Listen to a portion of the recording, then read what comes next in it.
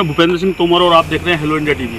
आज हम बात करने वाले हैं बांग्लादेश में जो हिंदुओं के साथ अत्याचार और नरसंहार हो रहा है। जी हाँ, बांग्लादेशी मुसलमान, मैं इनको जाहिल और राक्षस प्रवृत्ति का कहूँगा, क्योंकि इन्होंने भोले वाले हिंदुओं का नरसंहार किया है और गांव के गांव जला दिए गए हैं। जी हाँ, मैं आज की बात करूं तो एक जगह पर पूरा का पूरा गांव जला दिया गया है, जिसमें छोटे बच्चे, बूढ़े, महिलाएं, पुरुष पूरे खाक कर दिए गए हैं। उस गांव में कम से कम 60 घर थे जिनको आग के हवाले कर दिया गया है और इससे पूरे भारत रोष व्याप्त है। मैं भारत ही नहीं और देशों में जहां हिंदू रहते हैं वहां भी रोष व्याप्त है, क्योंकि जिस तरीके का ये जाहिलपन बांग्लादेशी मुसलमानों ने दिखाया है ये बहुत ही निंदनीय है।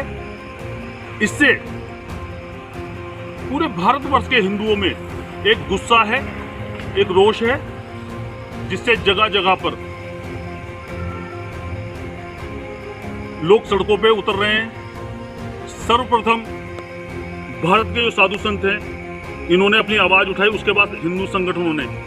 लेकिन जो भारत में बैठी हुई सरकार है वो नज़र बनाए हुए है, लेकिन विपक्ष कहीं ना कहीं मुसलमानों को उकसाने का काम कर रही है और इस पर अपना मौन साधे हुए है, वो चुप्पी साधे हुए है।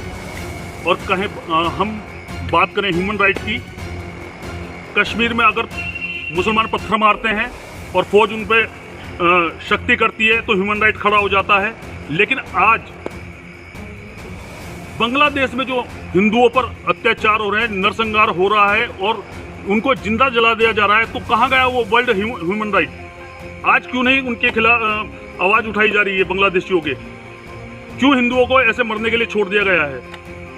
ऐसे ही पछवादुन के विकास नगर में कई संगठनों ने मिलकर, जिसमें महिलाएं भी थी, पुरुष भी थे, बच्चे भी थे, बुजुर्ग भी थे, उन्होंने कहीं ना कहीं अपना गुस्सा रैली के माध्यम से जाहिर किया है और सरकार को चेताया है कि अगर सरकार उन हिंदुओं के लिए कुछ नहीं करेगी तो बहुत बड़ा जन आंदोलन होगा। आइए देखिए मेरे साथ ये खास रिपोर्ट।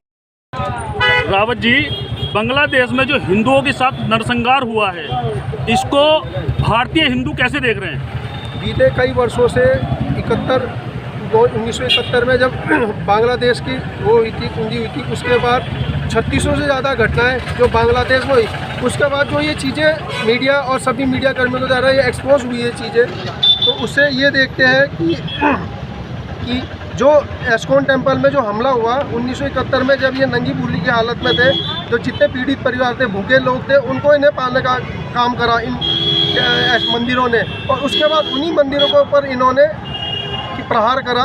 इससे इनकी जो जिहादी मानसिकता है और जो मानसिक अवसाद से जो ये गुजर रहे हैं, जिन्होंने ये कृत्य किए, लोगों को जिंदा जला दिया गया है। लेकिन यहाँ का विपक्ष, जो भारतीय विपक्ष है, जो भारतीय राजनीति में विपक्ष है, वो कहीं ना कहीं दूसरे धर्म के लोगों को उकसाने का भी काम कर रहा है। इसको कैसे देखते हैं? फिल्म जगत की जितनी हस्तियां हैं उनमें से किसी ने भी अभी तक कोई भी टिप्पणी नहीं करी।